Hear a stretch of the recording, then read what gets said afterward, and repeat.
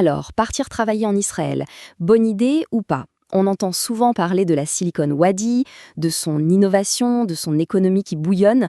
On va décortiquer ensemble ce qui rend ce marché du travail si spécial et surtout comment on peut y trouver sa place. On est parfois à la recherche d'autre chose, d'un nouveau défi, d'une expérience qui sort de l'ordinaire. Eh bien, Israël pourrait bien être cette réponse inattendue. Que l'on soit jeune diplômé ou avec déjà pas mal d'expérience, c'est un pays qui réserve bien des surprises. Cette phrase, elle résume bien l'état d'esprit là-bas. L'idée, ce n'est pas juste de trouver un job, c'est de s'immerger complètement dans un écosystème qui bouge tout le temps. La promesse, c'est une expérience qui va vraiment stimuler, qui va enrichir bien au-delà du simple cadre du travail.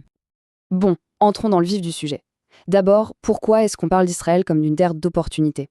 Pour bien saisir, il faut regarder un peu les fondations économiques qui rendent ce marché si dynamique.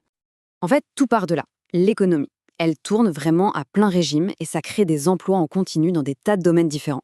C'est cette vitalité incroyable qui agit un peu comme un aimant et qui attire des talents du monde entier.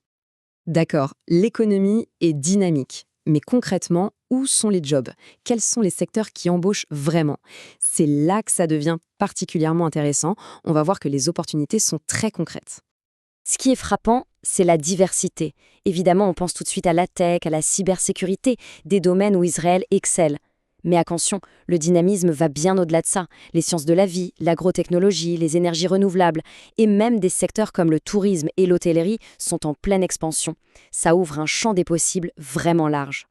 Et ça, c'est un point absolument crucial. Les entreprises sur place, qu'il s'agisse de petites start-up ou de grandes multinationales, elles cherchent activement des profils internationaux. Pourquoi? Pour aller chercher de nouvelles expertises et pour amener plus de diversité. C'est un avantage énorme quand on vient de l'étranger. Bon, admettons qu'on soit convaincu. Maintenant, comment on s'y prend? Par où commencer pour chercher un emploi? Voyons ensemble les étapes pratiques pour s'y retrouver. Avant même de penser à son CV, il y a une étape administrative qui est juste incontournable, la question du visa. Il y a en gros deux options principales. Le visa temporaire, pensé pour des missions courtes, et le visa permanent, si on s'inscrit dans un projet à plus long terme. C'est vraiment le point de départ de toute la démarche. Une fois la question administrative réglée, le chemin est assez balisé. On va sur les plateformes classiques comme LinkedIn ou des sites plus locaux comme AllJobs. Bien sûr, il faut que le profil soit impeccable, mais la dernière étape, développer son réseau sur place, c'est souvent ça la vraie clé. C'est ce qui va ouvrir les portes les plus intéressantes.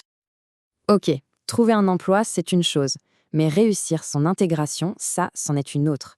Alors voyons un peu les clés pour que l'aventure soit un vrai succès, parce que c'est là que tout commence. Le fameux réseautage, le networking. En Israël, ce n'est pas juste un mot à la mode, c'est une culture.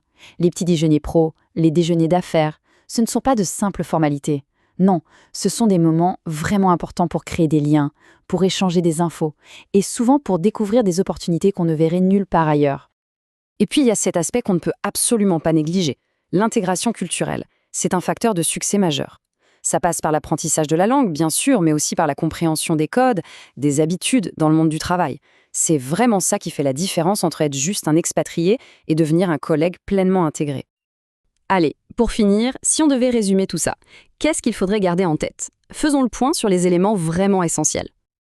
En résumé, on peut retenir 4 idées fortes. D'abord, l'économie israélienne, c'est un moteur puissant et bien réel. Ensuite, les opportunités pour les talents étrangers, elles existent et elles sont nombreuses. Troisième point, le succès dépend beaucoup d'une bonne préparation et d'un bon réseau. Et enfin, l'adaptation à la culture locale, c'est vraiment la clé pour une expérience réussie sur le long terme. Après avoir exploré toutes ces pistes, la question se pose. Envisager une carrière en Israël, est-ce que ça pourrait être une voie à creuser? C'est une réflexion qui sait, ouvre peut-être de toutes nouvelles perspectives.